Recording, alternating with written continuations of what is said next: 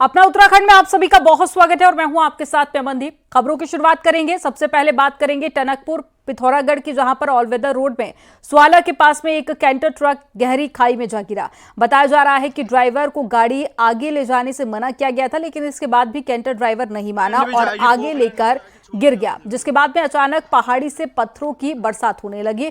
पत्थर और बोल्डर को आता देखकर ड्राइवर कैंटर को छोड़कर भाग गया और आधा कैंटर खाई की तरफ लटक गया। हालांकि इसके बाद में जेसीबी और साथ ही पोकलेन मशीन के जरिए कैंटर को बचाने की कोशिश की गई, मगर ये नाकाम कोशिश रही और कुछ ही देर में पूरा ही कैंटर खाई में गिर गया। देर शाम की ये घटना है। इसके बाद में रास्ते में फंसे लोग खासी दहशत में देखे जा रहे हैं। दो तस्वीरें आपको दिखा रहे हैं, एक हादसे के दौरान की और दूसरी तस्वीर है हादसे के बाद की।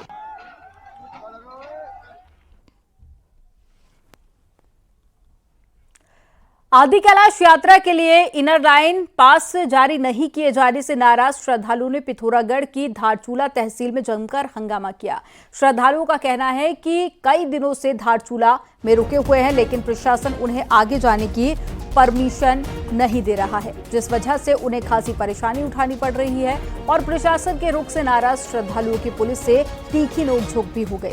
अपनी मांगों के लिए श्रद्धालुओं ने प्रदर्शन भी किया। दरअसल लिपुलेख रोड में आए दिन हो रहे लैंडस्लाइड को देखते हुए प्रशासन ने इनर लाइन पास जारी करने पर रोक लगाई है, जिस कारण से फिलहाल यात्रा रुकी हुई है।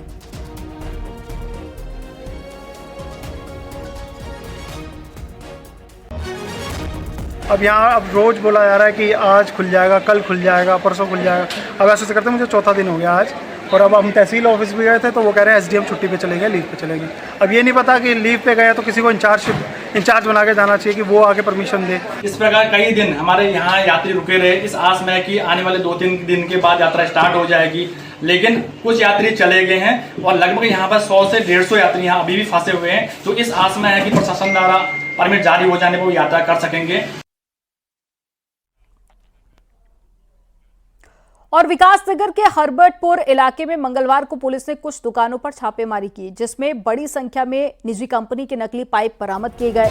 चंडीगढ़ से निजी कंपनी की लीगल टीम भी पहुंची थी, जिसके बाद में धर्मावाला पुलिस चौकी पर शिकायत की गई। शिकायत के बाद में पुलिस ने हर्बर्टपुर में मौजूद एक दुकान और उसके गोदाम पर छापा मारा। कार्रवाई के दौरान बड़ी संख्या में नकली पाइप भी बरामद किए गए। पुलिस ने आरोपी दुकानदार को हिरासत में ले लिया।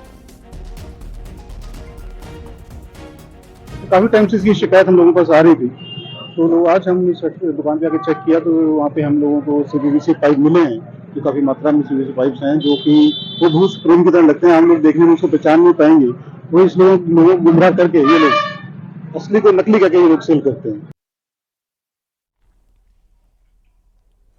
टिहरी बांध परियोजना में हिस्सेदारी को लेकर उत्तर प्रदेश और उत्तराखंड के बीच में लंबे समय से चल रहा विवाद जल्द ही सुलझ सकता है और उत्तराखंड के पक्ष में बड़ा फैसला आ सकता है। उत्तराखंड की जमीन पर डैम होने के बाद भी यूपी लगातार इस पर अपना हक जताता रहा है और सुप्रीम कोर्ट में ये मामला चल रहा है। उत्तराखंड सरकार कई बार अपना पक्ष सुप्रीम कोर्ट में रख चुकी है और कई बार नोटिस देने के बाद भी यूपी सरकार की तरफ से कोई जवाब नहीं दिया जा रहा। अब ऐसे में उत्तराखंड सरकार ने सुप्रीम कोर्ट में एप्लीकेशन दी है और दूसरी पार्टी कोई जवाब नहीं दे रही है। लिहाजा उत्तराखंड के पक्ष में यह फैसला दिया जाए और इस पर कोर्ट का फैसला आना बाकी है। टिहरी बांध में अभी 75% हिस्सेदारी केंद्र सरकार की है, जबकि राज्य की हिस्सेदारी के रूप में 25% हिस्सा उत्तर प्रदेश ने अपने पास रखा है और उत्तराखंड इसी हिस्सेदारी को लेकर सुप्रीम कोर्ट पहुंचा था।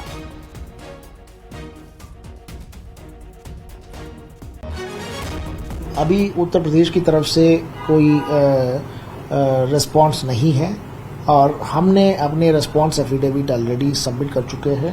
उत्तर प्रदेश को मल्टीपल अपॉर्चुनिटीज दे दिए गए हैं, तो हमने माननीय न्यायालय से अनुरोध किया है कि इसको एक्स पार्टी उत्तराखंड के फेवर में कर दिया जाए, जिस पर अभी डिसीजन होना बाकी है। हरिद्वार से देहरादून जा रही एक कार में अचानक से मोतीचूर फ्लाईओवर पर आग लग गई। बताया जा रहा है कि डोईवाला निवासी एकांश गुप्ता अपने पिता संजय गुप्ता के साथ में कार में सवार होकर हरिद्वार से डोईवाला जा रहे थे। जैसे ही कार मोतीचूर फ्लाईओवर पर पहुंची, अचानक उसमें आग लग गई। आनंद फानन में कार सवार पिता पुत्र ने कार से छलांग लगा दी, जिससे उसकी जान बच गई। आग इतनी ज्यादा भीषण थी कि देखते ही देखते कार पूरी तरह से जलकर राख हो गई। सूचना पर दमकल विभाग की टीम ने मौके पर पहुंचकर आग बुझाने के प्रयास किए, लेकिन तब तक कार पूरी तरह से जलकर राख हो चुकी थी। इस हादसे से लगभग 1 घंटे तक दिल्ली नेशनल हाईवे पर ट्रैफिक जाम लगा रहा।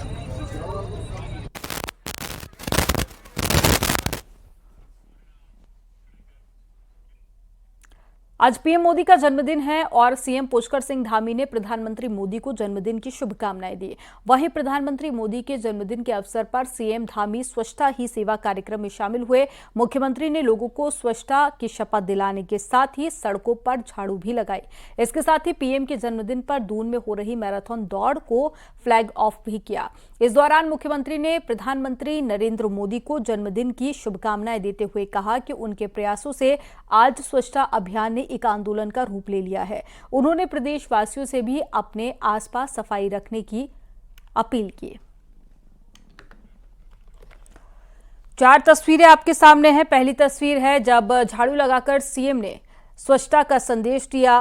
दूसरी तस्वीर जब उन्होंने संबोधित किया जनता को। तीसरी तस्वीर मैराथन दौड़ की है जब हरी झंडी दिखाकर रवाना किया। और चौथी तस्वीर आपको दिखा रहे हैं जब विश्वकर्मा पूजा की थी मुख्यमंत्री पुष्कर सिंह धामी ने।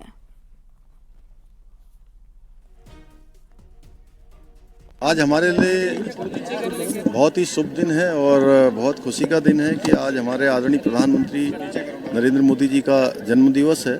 हम भगवान से प्रार्थना करते हैं कि भगवान उनको स्वस्थ रखें, वो शतायु हों, दीर्घायु हों और लंबे समय तक उनका नेतृत्व हमारे देश को प्राप्त होता रहे।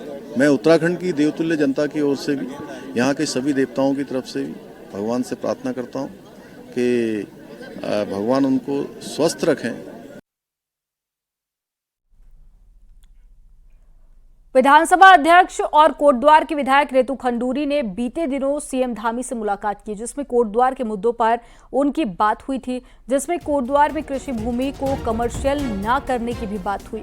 साथ ही किसानों को पहले की ही तरह कृषि योजनाओं का लाभ यथावत करने का भी उन्होंने बातचीत में प्रस्ताव रखा और साथ ही कोटद्वार के किसानों को पहले की तरह सभी कृषि योजनाओं का लाभ देने की मांग की गई।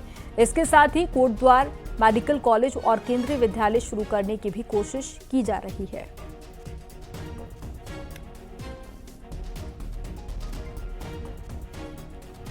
हम नहीं चाहते, यहाँ के जो काश्तकार हैं वो नहीं चाहते हैं कि उनकी लैंड कमर्शियल कर दी जाए। तो मैं आदरणीय मुख्यमंत्री जी के पास ऐसा एक पत्र भी लेकर गई थी कि हमें अपने किसानों की चिंता करनी होगी और वो अगर नहीं चाहते हैं, वो खेती करना चाहते हैं तो उसको हमें इनकरेज करना होगा। तो उनके संज्ञान में भी मैं ये बात को लेकर आई थी। साथ ही साथ ज़िले की बात हुई, मेडिकल कॉलेज की यहाँ पर बात हुई, केंद्रीय विद्यालय की हमने बात की कि प्रयास ये रहेगा कि अगले सत्र में हम केंद्रीय विद्यालय की ये कक्षा यहाँ पर शुरू करें। 2017 और 2022 में कांग्रेस के चुनावी कैंपेन कांग्रेस नेता हरीश रावत ने संभाले। अब केदारनाथ उपचुनाव में हरदा चाहते हैं कि चुनावी कैंपेन गणेश गोदियाल को सौंपी जाए, पर क्या पार्टी ऐसा करेगी और कहीं केदारनाथ के नाम के साथ ये बहस 2027 के चुनाव तक तो नहीं पहुंचेगी? इसी पर एक रिपोर्ट आपको दिखाते हैं।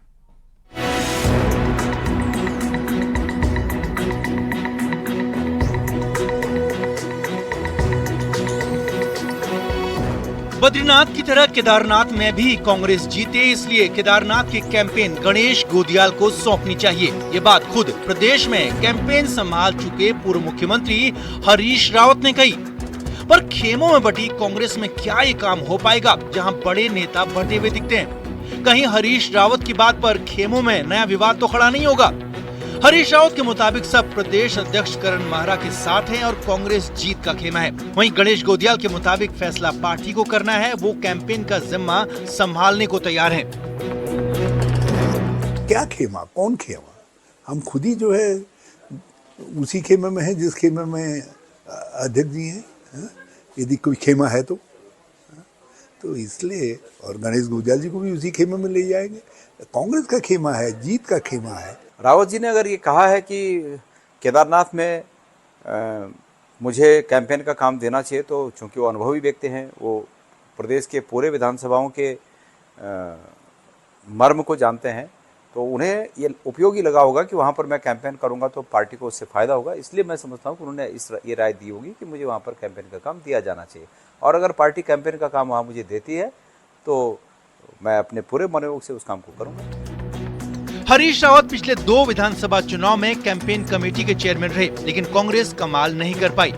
ऐसे में केदारनाथ के लिए गणेश गोदियाल का नाम आगे करके तैयारी 2027 की तो नहीं है, क्योंकि तब हरीश रावत 79 साल के होंगे तो गणेश गोदियाल 59 के।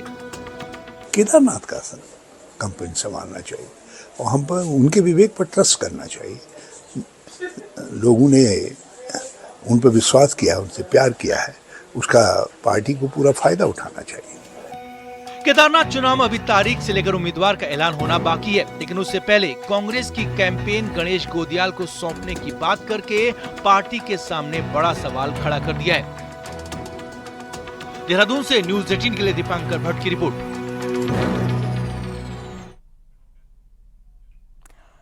धर्म के प्रचार प्रसार और रक्षा के लिए बने साधु संतों के अखाड़ों पर अपराधियों के साथ गठजोड़ के आरोप लगते रहे हैं।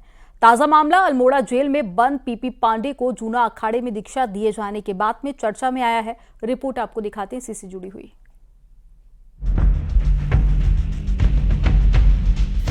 अंडरवर्ल्ड से जुड़े रहे अल्मोड़ा जेल में उम्र कैद की सजा काट रहे पीपी पांडे को पिछले दिनों जूना अखाड़े के थानापति राजेंद्र गिरी ने संन्यास दीक्षा देकर 5 मठों का मठाधीश बनाया तो मामले ने तूल पकड़ लिया। सरकारी स्तर पर हलचल हुई तो जेल प्रशासन ने जांच बिठा दी।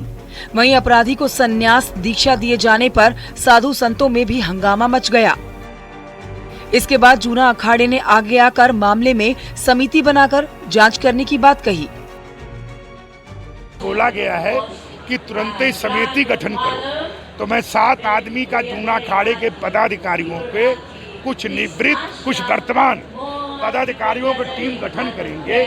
उसमें क्या हुआ है, कैसे हुआ है, कहीं उससे पैसा लेकर लोभ में लालच में कुछ भी किया गया है, उसको पर कड़क कार्रवाई भी किया जाए। आपराधिक छवि वाले और दागी लोगों को संतों का चोला पहनाए जाने पर साधु संतों का एक बड़ा धड़ा मुखरता से विरोध कर रहा है। अखिल भारतीय अखाड़ा परिषद के पूर्व प्रवक्ता रहे बाबा हठ योगी का कहना है कि गुंडे और माफिया को अखाड़े में दीक्षा दिए जाने से अखाड़ों में भी माफिया राज कायम हो गया है। परंपरा डाली है तो अब उसने ये डान वाली परंपरा डाल दी अपने लोगों और अपने उन लोगों को विरोधियों को धमकाने के लिए, तो ये इसके लिए अखाड़े के लिए भी हितकारी नहीं है। और मैं समझता हूँ कि इस तरह अगर प्रश्रय देंगे गुंडा और माफियाओं का ही राज अखाड़ों में होगा तो धीरे धीरे ये मिट जाएंगे।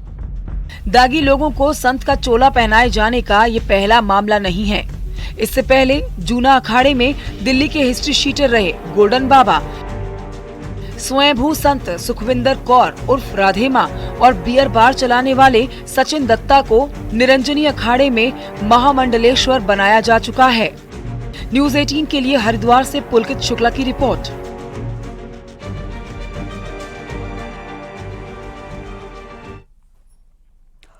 और चलिए अब देखिए पहाड़ टॉप 10। टिहरी के गोशल गांव में जंगल में लगे तार बाड़ में एक गुलदार फंस गया। सूचना पर पहुंची वन विभाग की टीम ने गुलदार को सुरक्षित बाहर निकाला। प्रधानमंत्री मोदी के जन्मदिन पर हरिद्वार में नगर निगम ने स्वच्छता अभियान की शुरुआत की। नगर आयुक्त के साथ में स्टाफ ने झाड़ू लगाकर सफाई के लिए लोगों को जागरूक किया। रुद्रप्रयाग में डीएम सौरभ गहरवार ने सफाई मित्रों के साथ मिलकर सफाई अभियान चलाया। जिले में स्वच्छता अभियान संस्कार पखवाड़ा चल रहा है। ऋषिकेश में कैबिनेट मंत्री प्रेमचंद अग्रवाल ने प्रधानमंत्री मोदी के जन्मदिन पर झाड़ू लगाई। साथ ही प्रधानमंत्री ने अच्छे स्वास्थ्य और लंबी उम्र की कामना की। केंद्र सरकार के तीसरे कार्यकाल के 100 दिन पूरे हो चुके हैं। हल्द्वानी में बीजेपी ने प्रदेश महामंत्री ने प्रेस कॉन्फ्रेंस करते हुए सरकार की उपलब्धियों को गिनाया। दक्षिण भारत से वैष्णव संप्रदाय के संत दंडी श्रीमन नारायण रामानुज ऋषिकेश पहुंचे, जहां पर भरत मंदिर में दर्शन पूजन कर उत्तराखंड की यात्रा को सुखद बताया। आज से पितृपक्ष शुरू हो गए हैं। हरिद्वार के नारायणशूला मंदिर में दूर दूर से श्रद्धालु अपने पितरों के तर्पण करने के लिए पहुंच रहे हैं। ऋषिकेश में गंगा के तट पर भी लोग अपने पितरों को तर्पण देने पहुंच रहे हैं। काले तिल और जौ से गंगा तट पर तर्पण सर्वश्रेष्ठ माना जाता है। पितृपक्ष पर बद्रीनाथ के ब्रह्म कपाल में भी पिंडदान और तर्पण के लिए तीर्थयात्री आ रहे हैं, जिससे कि बद्रीनाथ धाम में श्रद्धालुओं की संख्या बढ़ गई है।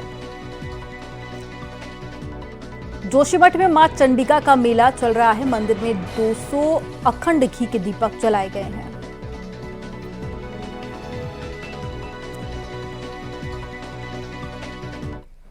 और चलिए खबरों में आगे बढ़ेंगे, बात करेंगे हरिद्वार की, जहां पर एक ज्वेलरी की दुकान में लूट के अभियुक्त की पुलिस एनकाउंटर में मौत के चंद घंटों बाद राजनीति अपने चरम पर है। 1 सितंबर को बदमाशों ने ज्वेलरी दुकान में लूट की थी, जिसके बाद में पूर्व सीएम हरीश रावत और हरिद्वार सांसद त्रिवेंद्र रावत ने कानून व्यवस्था के मुद्दे पर पुलिस को घेरा था। एनकाउंटर के बाद में डीजीपी अभिनव कुमार ने कहा कि राजनेताओं को पुलिस और सरकार में विश्वास रखने की बात भी कही।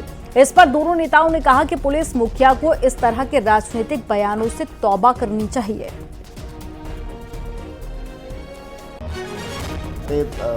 मतलब कुछ वरिष्ठ नेताओं द्वारा भी प्रदेश की कानून व्यवस्था और अपराध की स्थिति पे जो है चिंता भी प्रकट की गई थी, आलोचना भी की गई थी। और मैं उनसे भी यही आग्रह करूंगा कि ठीक है, उनकी चिंता प्रकट करना, उनका आलोचना प्रकट करना वो भी स्वाभाविक है, हम उसका सम्मान करते हैं। लेकिन उनसे भी आग्रह यही करूंगा कि थोड़ा अपनी पुलिस में, अपनी सरकार में आस्था भी रखें। मुझे लगा कि रिटायरमेंट के बाद एक जिस व्यक्ति को मैं कांग्रेस में इनरोल करना चाहूँगा राजनीतिक दल में, उसके लिए हमारे डीजीपी बहुत सुपात्र लगते हैं। अब क्या कहें, डीजीपी क्या बोल रहा मैंने सुना नहीं है, लेकिन डीजीपी को अपने दायरे में रहना चाहिए। अल्मोड़ा के रेस्क्यू सेंटर में कुमाऊं के पहाड़ी जिलों के बंदरों की नसबंदी की जा रही है, लेकिन हैरानी की बात तो यह है कि नसबंदी के बावजूद भी अल्मोड़ा में बंदरों की संख्या लगातार बढ़ती जा रही है। अब क्या है ये पूरा मामला, रिपोर्ट में देखिए।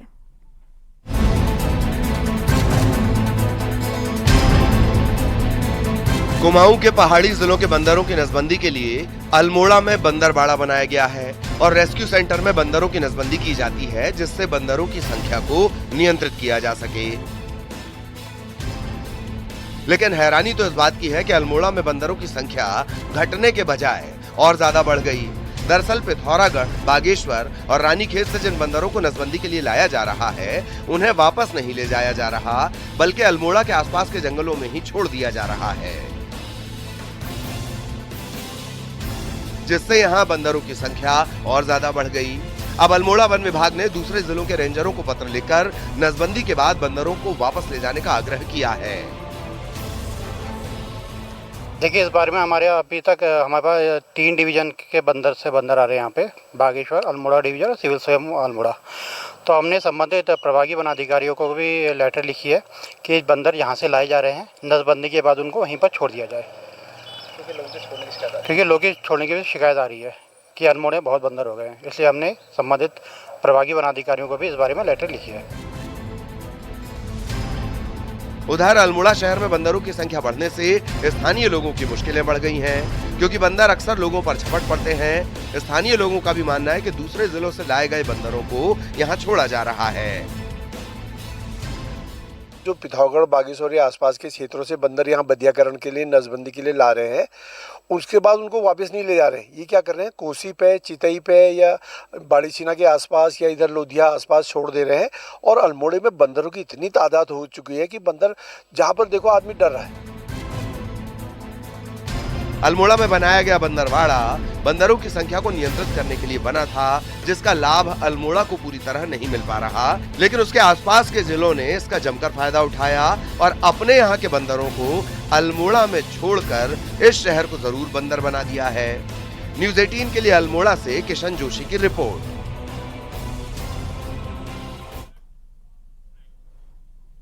और यहाँ पर वक्त हो गया एक छोटे से ब्रेक का, आप देखते रहिए न्यूज़ 18।